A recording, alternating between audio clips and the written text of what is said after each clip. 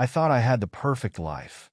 Dream house with cutting-edge solar tech, prestigious career saving the planet, and a wife who seemed to worship the ground I walked on. Until one day my elderly neighbor dropped a truth bomb that shattered my eco-friendly bubble. Son, I hate to tell you this, but while you're out there saving the earth, someone else is drilling on your property. That conversation triggered a chain of events that would make me question everything I believed in. And trust me, my response? It's not what you'd expect from a tree-hugging environmental specialist. Life is a funny way of teaching us lessons we never asked for. Looking back now, I can see all the red flags I chose to ignore, all the warning signs I brushed aside because I was too busy being the perfect husband. But hey, hindsight is always 20/20, right? Let me tell you my story. Maybe it'll help someone out there avoid the same mistakes I made. My name's David Mitchell, and 3 years ago, I had what most people would call the American dream. I was living in a modern eco-friendly house in Denver with my wife Sarah, working as a renewable energy specialist for a growing green tech company. We were at the forefront of the solar revolution, and I was making good money helping businesses transition to sustainable energy solutions. I even took on additional consulting projects for smaller companies on weekends, not because we needed the money, but because I believed in building a sustainable future, both for the planet and for our family. The company I worked for, Green Tech Solutions, was expanding rapidly. I'd just been promoted to lead project manager, overseeing the installation of solar farms across 3 states. It was demanding work, but I loved every minute of it. There's something incredibly satisfying about knowing you're making a real difference in the world. My team respected me, and my boss was already hinting at another promotion on the horizon. Life seemed perfect, you know? Sarah and I met at an environmental conference in Boulder, where she was giving a presentation on environmental law reform. I was instantly captivated by her passion for sustainability and her quick wit. We dated for 2 years and got married in an outdoor ceremony powered entirely by solar panels. Yeah, we were that couple. She worked at a prestigious environmental law firm, and together we thought we were going to save the world one solar panel at a time. Even our honeymoon was eco-friendly. We spent 2 weeks at a sustainable resort in Costa Rica, helping with their renewable energy initiatives. Every morning, she'd make us both organic coffee in reusable cups, kiss me goodbye, and send me sweet texts throughout the day. Missing my green warrior. Can't wait for our farmer's market date. You're making the world better. That kind of stuff. We had our weekly rituals. Saturday mornings at the local farmer's market, Sunday bike rides through the city, and monthly tree planting events with our environmental activist group. I ate it all up, thinking I was the luckiest guy in the world. Man, if I could go back and talk to that version of myself, I'd have a lot to say. But would I have listened? Probably not. When you're in love, you wear rose-colored glasses and red flags just look like flags. That's what makes betrayal so devastating. It's not just the act itself. It's the shattering of everything you believe to be true. Little did I know that my perfect eco-friendly life was about to come crashing down, starting with a conversation that would change everything. But before I get to that part, let me be clear. This isn't a story about revenge. It's about survival, about rebuilding, and about learning that sometimes the best response to betrayal isn't confrontation. It's strategic silence. It was a scorching hot day in Denver when my world started to unravel. I'd just finished a 12-hour day installing solar panels at a new development site. The kind of day where your shirt sticks to your back, and all you can think about is a cold shower and your comfortable couch. I was dog-tired, but satisfied with the work we'd completed. Our team had managed to install twice the number of panels we'd planned, putting us ahead of schedule. I pulled into our driveway around 7 p.m., my work truck kicking up dust from the eco-friendly gravel we'd chosen instead of concrete. The setting sun was painting the solar panels on our roof in shades of orange and gold. Usually a sight that filled me with pride, but today something felt off. Maybe it was my sixth sense kicking in, or maybe the universe was trying to give me a heads up. Mrs. Rodriguez, our elderly neighbor from 2 doors down, was watering her drought-resistant garden. We'd helped her design it last spring, and she'd always been sweet to Sarah and me. But today, she had this look on her face. You know, the one where someone's carrying a weight they're not sure they should unload. David, she called out, her voice lower than usual. Could you spare a minute? I was beat, but Mrs. Rodriguez had brought us homemade tamales when we first moved in, and she'd always kept an eye on our house when we were away at environmental conferences. The least I could do was talk to her. I walked over, wiping the sweat from my forehead with my sleeve. "Sure, Mrs. R. What's on your mind?" She twisted the garden hose in her hands, water dripping onto her organic vegetable patch. "I've been debating whether to tell you this," she started, her eyes darting toward my house. "I don't like to meddle in other people's business, but—" She paused, took a deep breath. "I've seen someone come into your house while you're at work. A man." I felt a laugh bubble up in my throat. It had to be a misunderstanding. "Oh, that's probably just one of Sarah's colleagues from the law firm. They sometimes have meetings here, since we have the home office set up." Mrs. Rodriguez shook her head slowly, her eyes full of concern. "David Iho, I've been around long enough to know the difference between a business meeting and something else. This man, he comes when you're gone. Always the same one.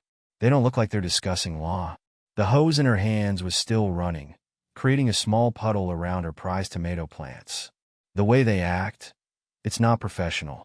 The blinds are usually closed, but sometimes—" She trailed off, clearly uncomfortable with what she'd witnessed. I stood there, feeling like someone had just pulled the ground out from under my feet. The evening breeze felt suddenly cold against my skin. My mind started racing through the past few months. The late nights at her firm, the environmental law conferences that seemed to pop up more frequently, the way she'd been so supportive of my long hours at work. "Are you sure?" I heard myself ask, my voice sounding distant to my own ears. She reached out and patted my arm, her eyes full of sympathy. "I wish I wasn't Iho. I've seen them together at least 5 or 6 times in the past month alone. Always around 2 p.m., always the same silver Tesla." She paused. "I thought you should know." I nodded mechanically, mumbled something about appreciating her telling me, and walked back to my house. Each step felt heavier than the last. The solar panels on our roof no longer looked like symbols of our shared dream for a better future. They just looked like expensive decorations on a house of lies. I spent that night in my home office, unable to concentrate on anything. Mrs. Rodriguez's words kept echoing in my mind. After hours of tossing and turning, I knew I needed proof, either to confirm my fears or put them to rest.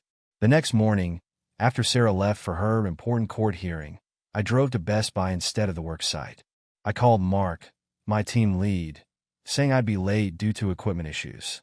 Standing in the security aisle, I felt sick to my stomach as I compared different camera models. The sales guy kept pushing for a full security system, but I just picked 3 small, Wi-Fi-enabled cameras with good battery life and motion detection. Back home, I positioned them carefully. One in the living room, hidden among our environmental awards. Another in the hallway, concealed behind Sarah's new spider plant.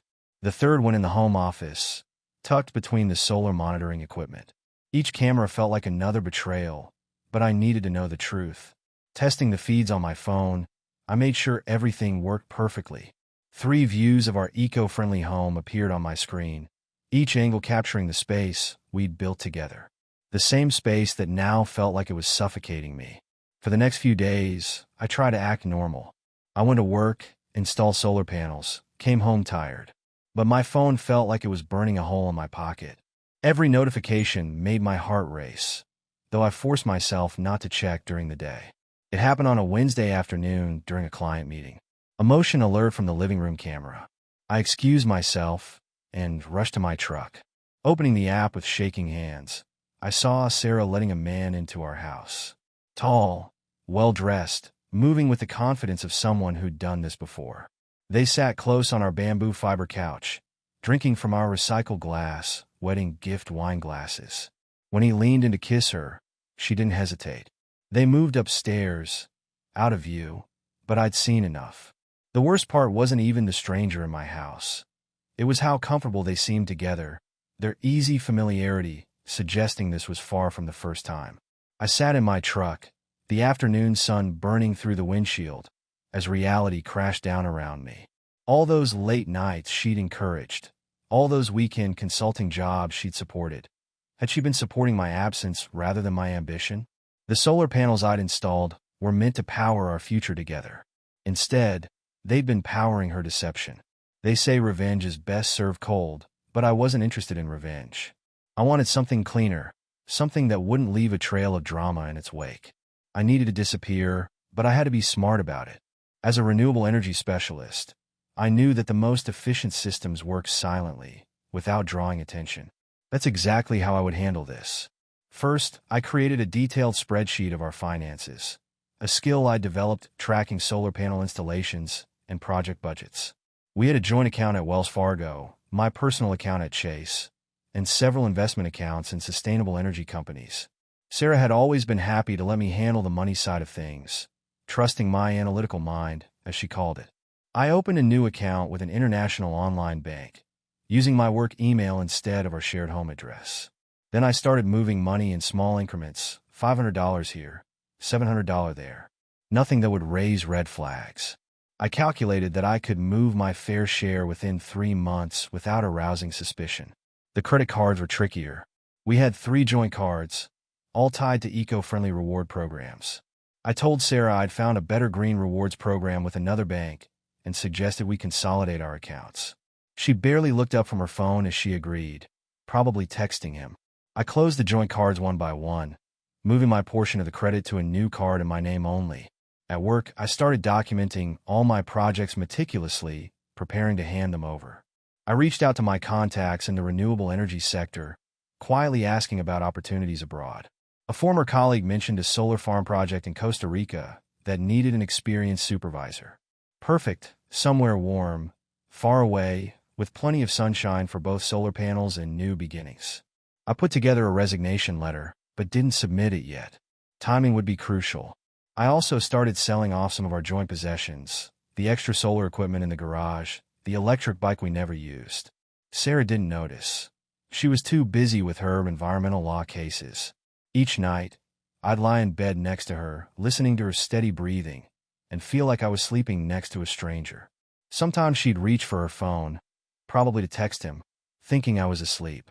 I kept my own breathing steady, already practicing the art of invisibility. The hardest part was acting normal during the day. I still kissed her goodbye in the mornings, still responded to her texts about dinner plans and weekend activities. But each gesture felt like a performance now. Each smile a mask I wore while I orchestrated my departure. I was building a bridge to my future, one careful step at a time, and she had no idea she was about to be left on the other side. I spent my last night in what I once called home, methodically checking every detail of my departure plan. Sarah was sleeping upstairs, exhausted after another late meeting at the firm. The house felt eerily quiet at 2 a.m., with only the soft hum of our energy-efficient appliances breaking the silence. Each room held memories that now felt tainted. In my home office, I did one final check of my preparations. The new bank account was ready, with enough money moved to start fresh.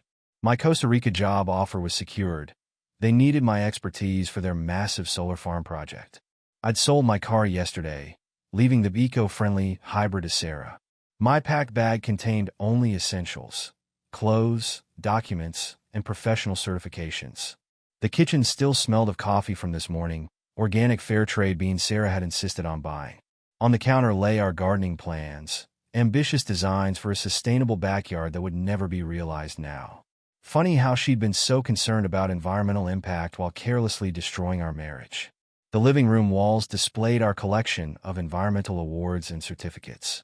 Each one represented long hours of work, dedication to a cause we'd supposedly shared. Now they just seemed like props in a play that had run its course. I carefully removed my photos from the frames, leaving gaps that Sarah would discover later. I'd spent weeks gradually moving my possessions to a storage unit across town. The closets were half empty now, though Sarah never noticed. Too busy with her phone, probably texting him. The remaining clothes would be donated tomorrow, another loose end tied up neatly. At 4 a.m., I entered our bedroom one last time. Sarah slept peacefully, unaware that her carefully constructed world was about to crumble.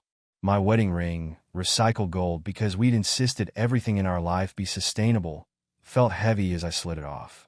I placed it on her nightstand, next to her phone that still occasionally lit up with late-night messages. Standing there in the darkness, I thought about leaving a note. But what was there to say? The empty closets, the missing photos, the abandoned ring. They would tell the story clearly enough. 8 years of marriage ended not with a fight or tears, but with quiet calculations and careful planning. At exactly 4:30 a.m., I shouldered my bag and took one final look around. The solar panels on our roof would soon catch the first rays of sunrise, but I wouldn't be here to see it. I stepped out into the pre-dawn chill, closing the door with a soft click. My Uber waited at the corner, headlights dim in the darkness. As we pulled away, I didn't look back. Sometimes the most sustainable choice is knowing when to let go. Sarah's morning started like any other. Her alarm chimed at 7 a.m., playing that eco-friendly meditation music she'd chosen. She reached for her phone first, as always, probably checking for messages from him. It took her a full minute to notice the wedding ring sitting beside her phone. She picked up the ring, confused. Then she noticed the silence in the house. No sound of the shower running. No smell of fair trade coffee brewing downstairs. "David," she called out, her voice echoing through the empty rooms. The echo seemed to mock her as she got up and walked to his side of the closet. The door stood open, revealing rows of empty hangers swaying slightly in the air-conditioning breeze. Her heart started racing as she moved through the house, calling his name with increasing urgency. The home office, once cluttered with his project files and sustainability reports, was eerily bare. Only the solar monitoring system still blinked steadily on the wall, tracking energy that would power a now-broken home. In the kitchen, she grabbed her phone and dialed his number. The call went straight to voicemail. She tried again and again. Each attempt met with the same electronic response. "The number you are trying to reach is not available." Her hands shaking, she called his office at the solar company. "I'm sorry, Mrs. Mitchell," his colleague Mark said, sounding uncomfortable. "David resigned last week. He said he was moving on to a new opportunity." Last week? She felt the room spin as the implications hit her. While she'd been going about her daily routine, he'd been planning his exit. She rushed to their shared computer, but the password had been changed.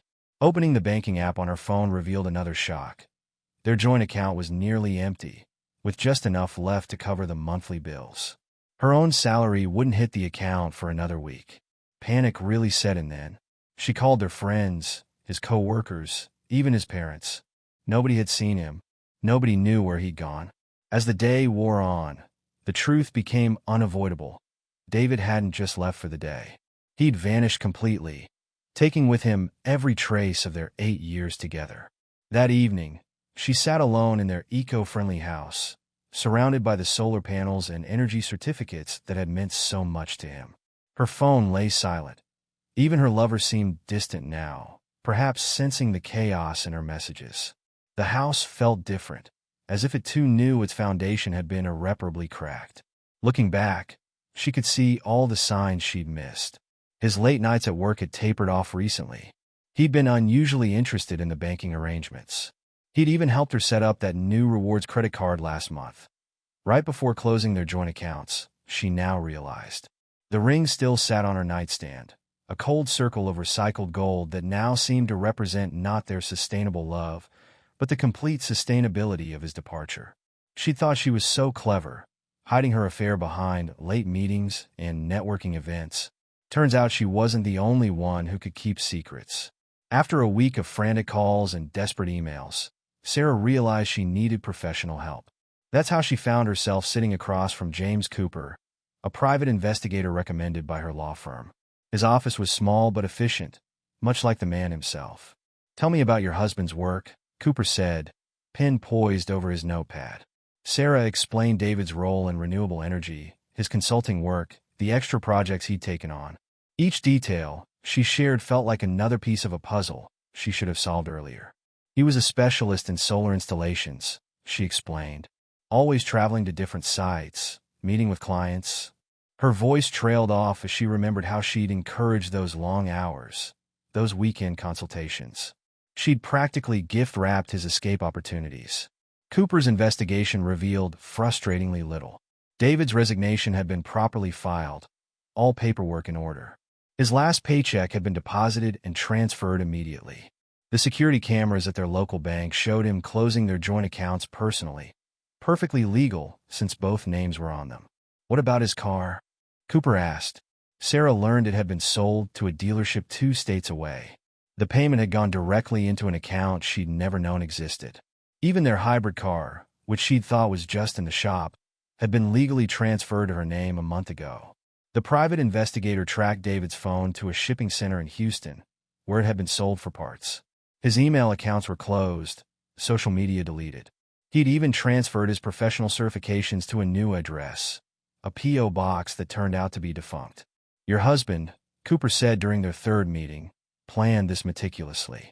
Every transaction was legal, every paper properly filed. He didn't just disappear. He orchestrated a complete dissolution of his previous life. Sarah spent thousands on the investigation, draining her personal savings. Cooper followed leads across 3 states, but each one ended in another dead end. David had covered his tracks with the same attention to detail he'd once applied to his solar installation projects. The final blow came when Cooper discovered that David had been steadily selling their joint assets for months. The extra equipment in the garage, their shared investments, even their vacation timeshare, all liquidated and transferred through a series of perfectly legal transactions. I've seen many people try to disappear, Cooper said, closing his notebook. But your husband, he didn't just vanish. He evaporated, leaving no trace, like morning dew under the sun he used to harness. Costa Rica turned out to be exactly what I needed. The solar farm project kept me busy during the day, while the peaceful evenings helped heal wounds I hadn't even known were there.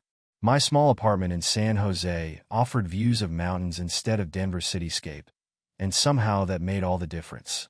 The work was challenging in the best way possible. We were building one of the largest solar installations in Central America, bringing sustainable power to communities that had never had reliable electricity. Each successful connection felt like a personal victory, a reminder that I could still make a positive impact despite my own broken connections. I kept my routine simple. Work, evening walks in the local park, occasional dinners at a small cafe near my apartment. The owner, Maria, would practice her English while I fumbled through basic Spanish. She'd laugh at my pronunciation, and I'd smile at her corrections. It felt genuine, unlike the forced smiles I'd grown used to back home. 6 months into my new life, I hardly thought about Sarah anymore. The betrayal had lost its sting, replaced by a calm acceptance that sometimes endings are necessary for new beginnings. I checked my old email once, finding hundreds of unread messages from Sarah, her lawyers, and the private investigator she'd hired. I deleted the account without reading them. Maria and I grew closer gradually. She'd saved me a quiet table in the corner of her cafe, bringing me local dishes to try without asking. We'd talk about everything and nothing. Her dreams of expanding the cafe, my work with the solar project, the simple joy of starting fresh. She never pushed for details about my past, and I appreciated that more than she knew. One evening, as we walked through the park after closing time, she took my hand. It felt natural, like the transition from darkness to dawn. You seem lighter now, she said, her accent wrapping around the words. When you first came here, you carried much darkness. Now you have light in your eyes. She was right.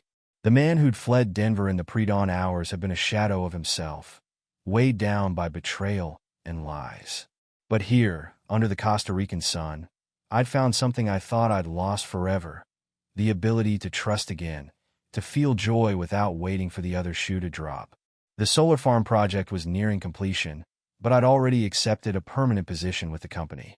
Maria's cafe was thriving, and we'd started talking about opening a second location together. For the first time in years, I was building something real, with someone who valued honesty as much as I did. Life had a funny way of working out.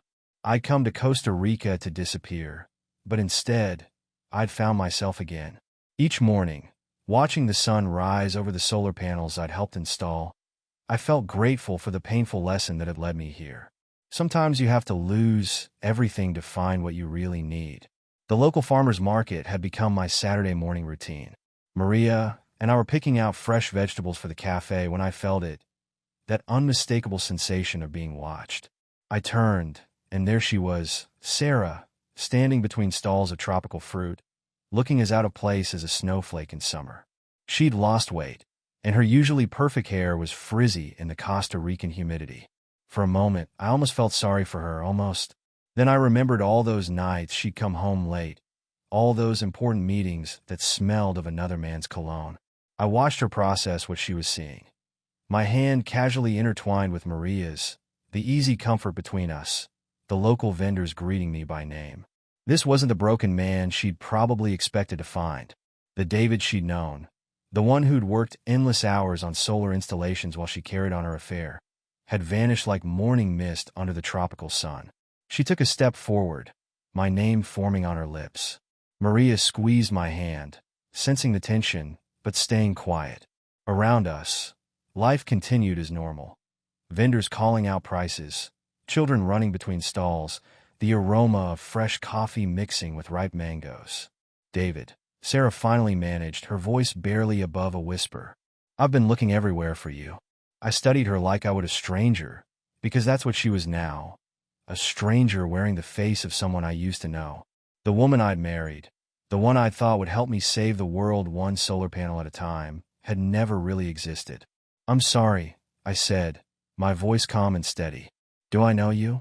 The words hit her harder than any accusation could have. I watched the color drain from her face as she realized. This wasn't a confrontation or a reconciliation. This was the end, delivered with the same quiet finality as my departure had been.